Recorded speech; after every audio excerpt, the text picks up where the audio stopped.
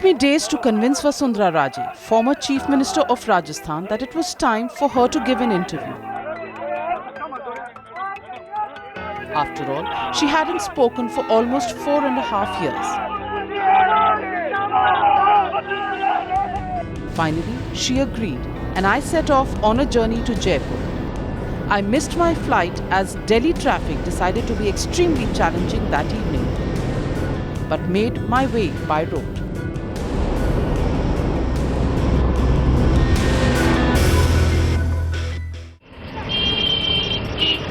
I was ready to meet the regal Vasundhara Raje, the first woman who was Chief Minister of Rajasthan. Clearly somebody who keeps her space, who doesn't speak too much to the media, but at the same time is somebody who's extremely enigmatic and person that you'd want to know about. When I arrived at her residence, the scent of elections was in the air and hundreds of people thronged her courtyard. It's just 9:30 in the morning and all these people have thronged the house of Vasundhara Raje, clearly bringing their demands to her. After all, it is election time. Will Vasundhara Raje actually have time, given the fact that there are several such delegations waiting to meet her? I'm trying to ask her the question on why so very few women have made it to the top in the BJP. Of course, besides Vasundhara Raje, there's just Sushma Swaraj. Why does the BJP not have more women leaders in the forefront? No camera crew has ever been allowed in this part of the house, the part which is residential. But I decided to access her in her own private space.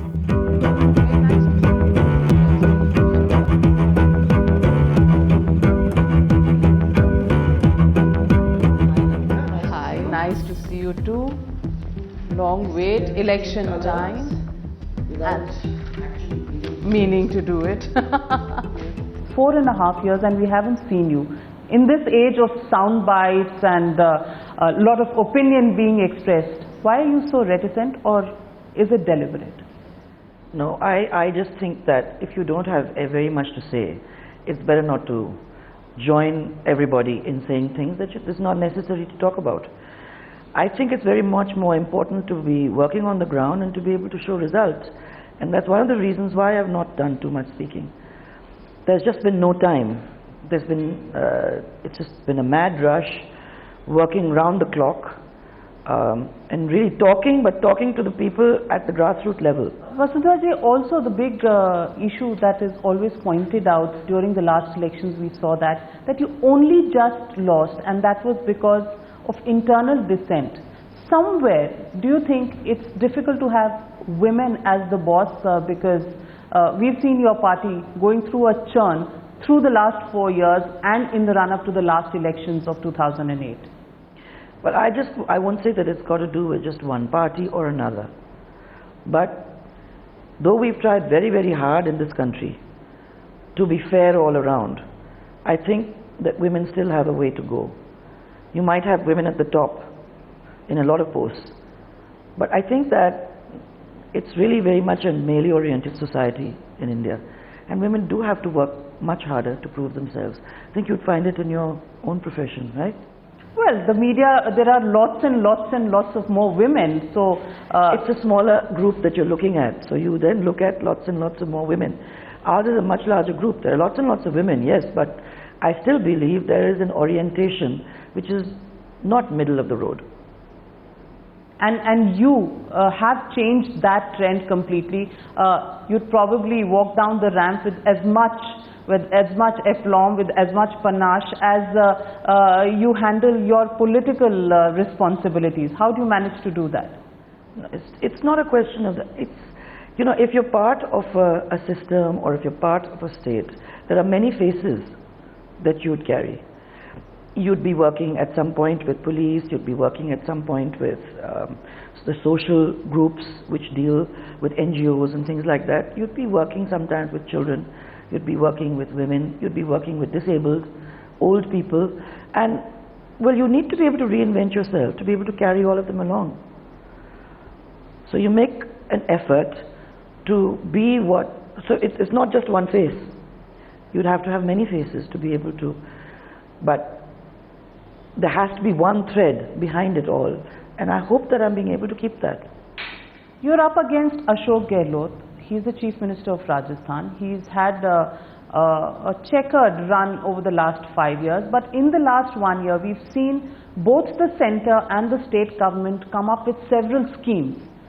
Schemes for the disabled, schemes for the poor, insurance, medical insurance, the food security bill, the direct benefit transfers. All of this, does this daunt you that in the upcoming election, as somebody who's an opposition leader, how are you going to fight all of these schemes which are trying to take the voter on the Congress's side? I only ask one question. I believe that a government should be a government that works through the period of time that it's given by the people. What I cannot understand is why must we do all these things in the last 6 months? Why have we not been able to do it over the last 4.5 years? Because if we had, then all these things that you're talking about, the delivery would perhaps been better. These things would have been debated by the public. Things that suit them would have come up. Those that doesn't suit them would have got rejected, and the government would have been in a better spot. I'm unable to understand that as one. The second thing, if it's being given as a sop or what they call try to get people on their side, as something that will bring people onto their side, then I think it's not right. Because I don't believe that you govern a state, you put it on the right path, and then collect money to destroy the state all over again. You spend about 7,000, 8,000 crores on your own election campaign. Basically what you're doing is... But election campaigns are becoming expensive for all parties. But it's not right to use the public money to do this. You cannot use the state money to project yourself. That is what the election commission is set out to do. So the election commission actually organized that the election becomes much fairer. But now what's happened is that these guys have burst their banks, and they've discovered that maybe it's a better thing to do. If the election is coming up in November, then maybe by September or August, they should just bust the bank of the state, which I don't think is right. And then one state after another starts to do this. It's bad for the state, it's bad for the country. There's a high voltage attack as far as the Congress is concerned. We've seen two huge rallies by Rahul Gandhi. Virtually in the space of 2 weeks, we saw carpet bombing by Congress party. Rahul Gandhi addressing I like two the rallies. Word carpet bombing, yeah. That's a good way to describe it. Sonia Gandhi came in, inaugurated, Prime Minister came and inaugurated the metro and some other refineries, and all sorts of things have happened in the last 2 weeks. So to what do you Navika, ascribe this carpet bomb? Well, Navika, we had a very successful rally on the 10th of September for Mr. Narendra Modi. And it was unprecedented because, I mean, we knew that there would be a certain amount of people coming, but this really went, was fantastic. And the next day you had Rahul Gandhi, on the 17th you had Rahul Gandhi, then you had the Prime Minister, and by the 21st you had Sonia Gandhi, and I'm told that she's arriving on the 22nd of this month. But you saw them do the same thing in Bihar. But is Rajasthan Bihar? Every state. It's always an alternate government that we've seen. So are you sure? No, I'm not going to say that, but I'm saying the people are not foolish.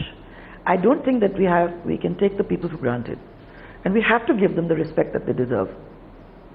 So, fortunately or unfortunately for them, they have been able to see through all those things in many other elections, and I don't see any reason why Rajasthan should be different. But you've had lots of criticism against you when you were Chief Minister. In fact, the Congress's major mantra used to be 8 p.m. no CM. Is there somewhere the Congress was being unfair, or is this regular political targeting? How to react No, to these I think that there has to be a certain code of conduct.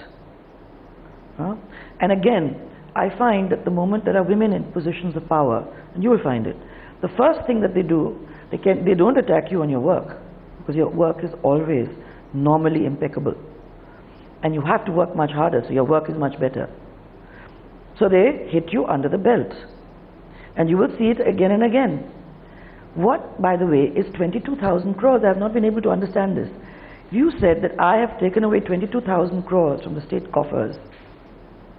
It's an extraordinary allegation, and people cannot be allowed to get away with this kind of thing. But I find that every time he's on the run, he starts immediately pointing fingers at me. By he, you And mean by Ashok Gehlot? yes. And I find that this is quite despicable when you start talking about people's personal lives. As a matter of fact, Do you think people have problems accepting women? I used to be in office from about 8 o'clock to almost 10 o'clock, which of course these people don't do.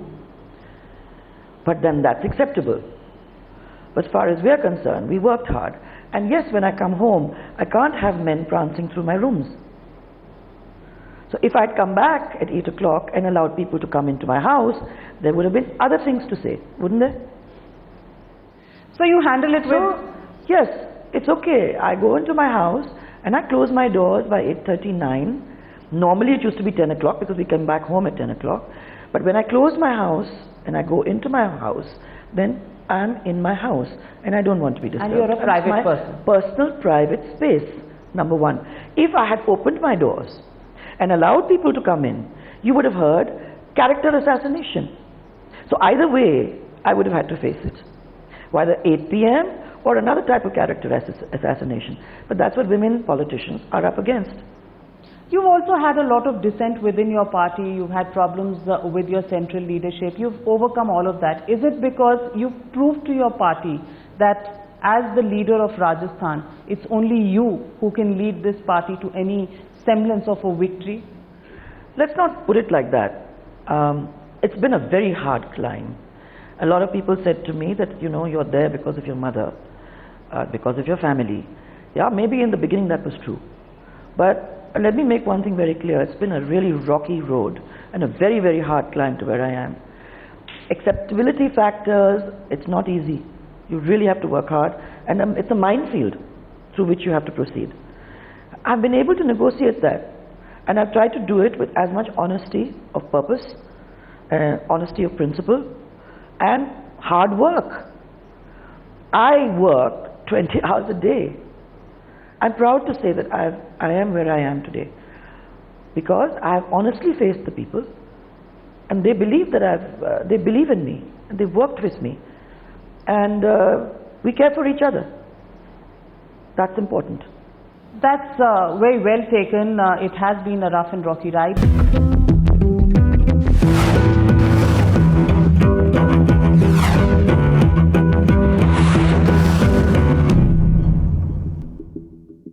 The man Narendra Modi, who's now the prime ministerial candidate I of don't know the BJP. man. Narendra Modi? I don't know the man. I know what he represents, and I know that he has excited the imagination of everyone in the state. Now I don't know. I'm not going to talk about it from outside. I had a rally of Narendra Modi after getting a sense of it over my yatra. Okay? Because I used to, actually involved a line in which I checked out what this thing was. It was almost like a little survey that I did over a period of 4.5 months. And from negligible sort of connect to huge connect by the end of the year, after 4 months, 5 months, I understood. So I, in fact, was one of the people, one of the states in North India that before he was even announced as prime ministerial candidate, had him here. Because I saw over the 5 months the connect that the people had with Narendra Modi. The political Narendra Modi. The private Narendra Modi, I don't know. But I believe that if there is a guy who has done this kind of good for the state, a guy who people believe in, and my state believes in. Your state believes in, but do you think the hangover of 2002 is something that will go with him, or do you think people in this country have got over Narendra Modi's association with 2000? No, I think that it's very important to now see what has happened with Gujarat. My people in Rajasthan are hungry. They have no jobs.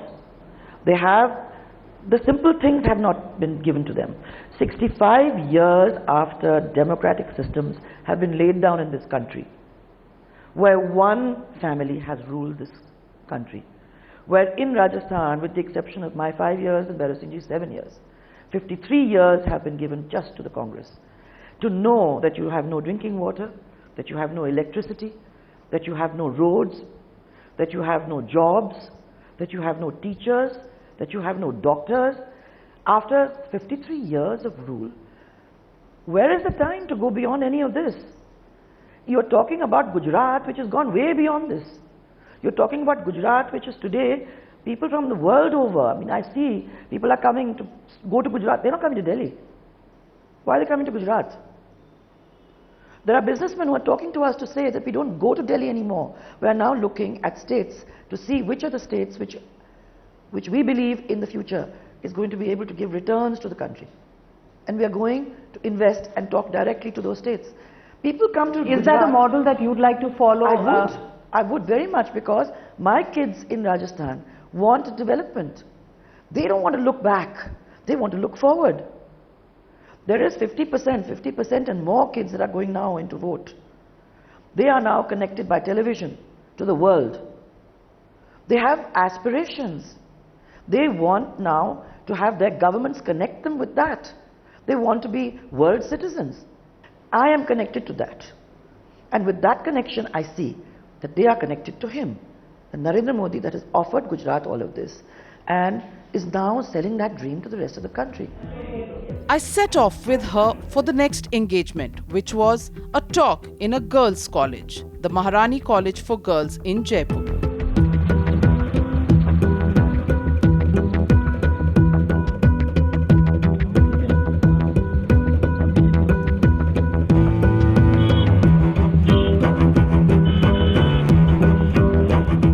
What's the perceptible difference, your 5 years and the last 5 years in Rajasthan? Well, the last 4.5 years, there's been no movement. Suddenly, there's a flurry of activity in these last 4 months. And this is the thing that raises the question that this is not the first time. This is the second time Ashok Gehlot the first time did the same thing.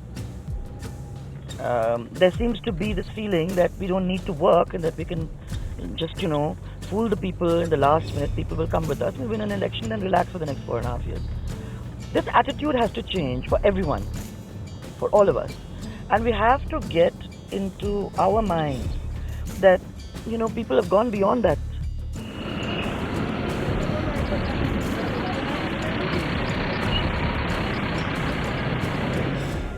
The Vasundhara I knew in Vajpayee's government as a Minister of State was reticent and not as forthcoming as this.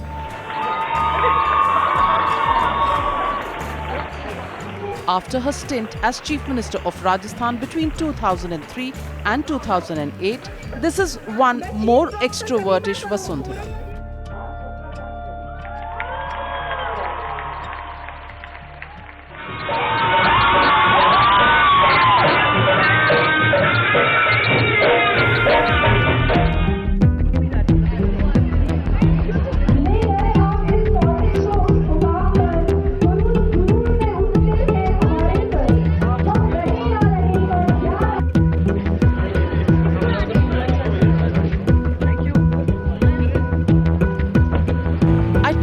In Vasundhara Raje's car to her residence, and on the way we chatted about her interactions with Narendra Modi, the prime ministerial candidate of her party, seeing pictures telling the story of her interactions. When we reached her residence, she took me to her office to show me how she was constantly trying to live up to her mother's image.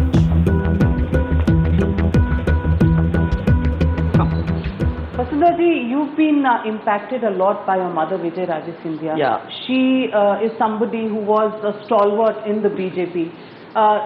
Is her influence pronounced in your politics? In all my thinking, I have, I am influenced by her. I always think, what would she do? Especially in the area of human relations. The BJP says it's against dynastic politics. How do you respond to the fact that you come from a family which has been with the BJP? Your mother, your sister, your son now is a member of parliament, your sister is a member of parliament. From inception, the family's been in politics. So, I don't think that we would get picked up if we didn't have anything to contribute. I believe we're there because we can contribute. So you think the first entry point is maybe a little simpler in dynastic, but when you have to stay there, then why? No, but remember, my entry point, my mother insisting, was in the time when Mrs. Gandhi died. And if you remember, that was my first election. I went to a place called Bhind to fight my first election. And I took a round of wind. I came back and told my mother that I don't think that this is possible to win. But she said, well, you have to go and win. So I went out there knowing what the odds were. And I lost my election. And I also came back and told my mother, I said, this is the first time a mother knowingly would allow her daughter to debut in a time when you know that you're not going to win that election. And then you came back and fought back? I came back to Rajasthan, and then I fought from Rajasthan, my first MLA election from Dholpur, which is my own hometown. So there I went back to my roots and started again. Did your mother want you to come into politics because her son was in another party? No. No. Or was it independent of that? No, I think she just needed people, they just needed candidates, actually. And at that time the BJP was a smaller party. It was a much smaller party, and I think at that point in time they just needed candidates. I complained loudly about the fact that I didn't think I was going to win that seat. But she said that she thought I was just being, getting funked, getting frightened and not wanting to go there. So I said, no, I mean, this is what I see. If you insist that I should go, which is really rare because a mother shouldn't insist. But if you're insisting, I'll go. But I know what the result is going to be. And see you.